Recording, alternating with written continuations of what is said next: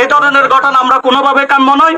পরিশেষে আমি এলাকার পক্ষ থেকে এই তারেককে যারা হত্যা করছে, হত্যাকারীকে অনতিবিলম্বে গ্রেপ্তার করে দৃষ্টান্তমূলক শাস্তি দাবি করছি এবং আইনের আওতায় যেন খুব শীঘ্রই আসে, সেই জন্য প্রশাসন এবং আমাদের ফিল্ম মিডিয়া ভাই যারা আছে তাদের ভূমিকা থাকতে হবে। তারা যেভাবে আমাদেরকে শুরু থেকে সহযোগিতা করে যাচ্ছে, ইনশাল্লাহ এটা শেষ পর্যন্ত তারা আমাদের পাশে থাকবে, সেটাই কামনা করছি। এবং আমি আমার সংক্ষিপ্ত বক্তব্য এখানে শেষ করছি। আসসালামু আলাইকুম ওয়া রাহমাতুল্লাহি ওয়া বারাকাতুহু। আজকের এই মানববন্ধন পুরো আমাদের ব্যবসায়ীদের নিরাপত্তার স্বার্থে করা। আজকে তারেক চলে গেছে, কালকে আরেক তারেক চলে যাবে, এর নিরাপত্তা কে নিবে? আমি মাননীয় প্রধানমন্ত্রীর কাছে আকুল আবেদন, 15 আগস্ট আপনার বাবা নৃশংসভাবে হত্যা হয়েছিল, সেই হত্যা কত যে বেদনা, কত যে কষ্ট, সেটা আপনি নিজেও জানেন। আশা করি আমি আমার প্রিন্ট মিডিয়া ভাইদের প্রতি অনুরোধ করব, এই নিউজগুলো যাতে প্রধানমন্ত্রী বরাবর যায়, ওভাবে আপনারা যে যতটুকু সহযোগিতা করতে পারেন ততটুকুই সহযোগিতা করবেন। আর বিশেষ করে আমার প্রশাসনের প্রতি দৃষ্টি আকর্ষণ থাকবে, আপনারা চাইলে 24 ঘন্টার ভিতরে সন্ত্রাসীদেরকে গ্রেফতার করতে পারেন, কিন্তু হয়তো আপনারা করতেছেন বা আপনারা হয়তো বা বিভিন্ন ইয়ার কারণে করতেছেন না। আপনারা যতটুকু সহযোগিতা করতে হয় আমাদের দুরুংবাজার ব্যবসায়ীরা আপনাদেরকে সহযোগিতা করবে। আমরা চাই তারেক হত্যার যে সন্ত্রাসীরা জড়িত আছে তাদেরকে অবিলম্বে 24 ঘন্টার ভিতরে আপনারা গ্রেফতার করার চেষ্টা করবেন। আমরা চাই না আরেকজন তারেকের যাতে মৃত্যু না ঘটে।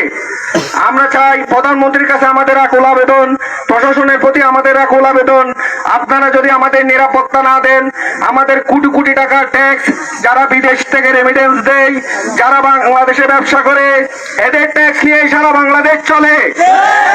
আমরা যদি নিরাপত্তাহীনতায় ভুগি তাহলে আমাদের ট্যাক্সের টাকা যায় কোথায়? প্রশাসনের প্রতি আমাদের দৃষ্টি আকর্ষণ, যত দ্রুত সম্ভব আপনারা সন্ত্রাসীদেরকে অবিলম্বে গ্রেফতার করার চেষ্টা করছে। আমাদের ছেলেদেরকে যথাযথভাবে শাসন না করা। আমি দুরুংবাজার কেন্দ্রিক যতগুলি প্রতিষ্ঠান